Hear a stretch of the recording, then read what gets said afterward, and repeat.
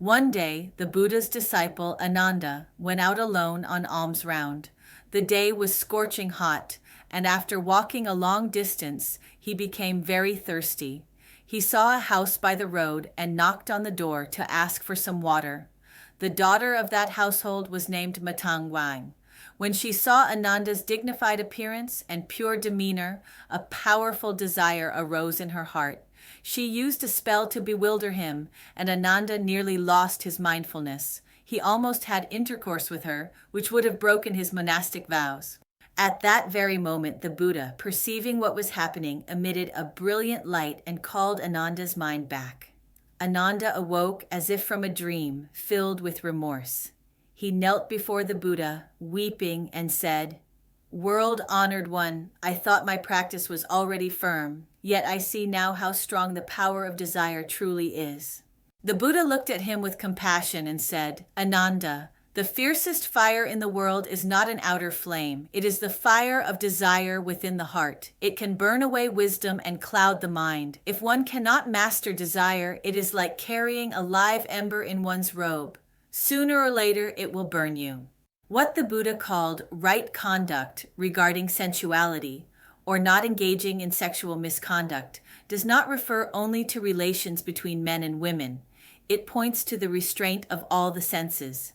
The word improper means anything excessive, unreasonable, or lacking in balance. Beyond immoral sexual acts, whenever we chase after sensory pleasure, eating, drinking, buying, watching, listening, playing, once it goes beyond moderation and the mind is carried away, that too is indulgence of the senses. In other words, abstaining from sexual misconduct is really about learning discipline. The greatest suffering does not come from having desires, but from being ruled by them. The Buddha taught precepts not to make us cold or emotionless, but to help us move from being slaves of desire to becoming masters of the mind. When one cannot control the senses, when one eats endlessly, shops compulsively, or cannot stop watching or seeking stimulation, then pleasure has already turned into bondage. So when we find that we cannot yet manage our desires, we must first learn to be our own physician, to observe our actions and our inner state. This is the true purpose of the precepts, to begin from outer restraint and gradually transform the heart within. Controlling one's behavior is much easier than eliminating desire directly. You can start simply by not acting on it, even if the impulse remains.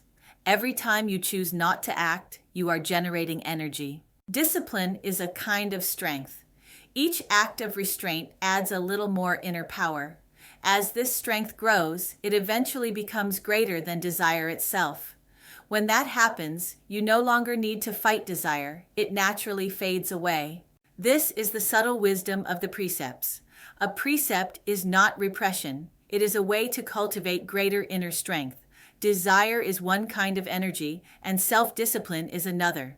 When self-discipline is practiced again and again, its energy accumulates day by day. One day, it will surpass desire, and the heart will return to stillness and peace. Thus, the true meaning of refraining from sexual misconduct is not merely purity of behavior, but the recovery of inner freedom. In Buddhism, a precept is a path of training the mind. It teaches moderation, awareness, and clarity even in the presence of desire. When you can live this way, you will discover that joy has not diminished at all. It has become deeper and more serene. For by then, happiness no longer depends on outer stimulation. It arises from the quiet strength and freedom of your own mind.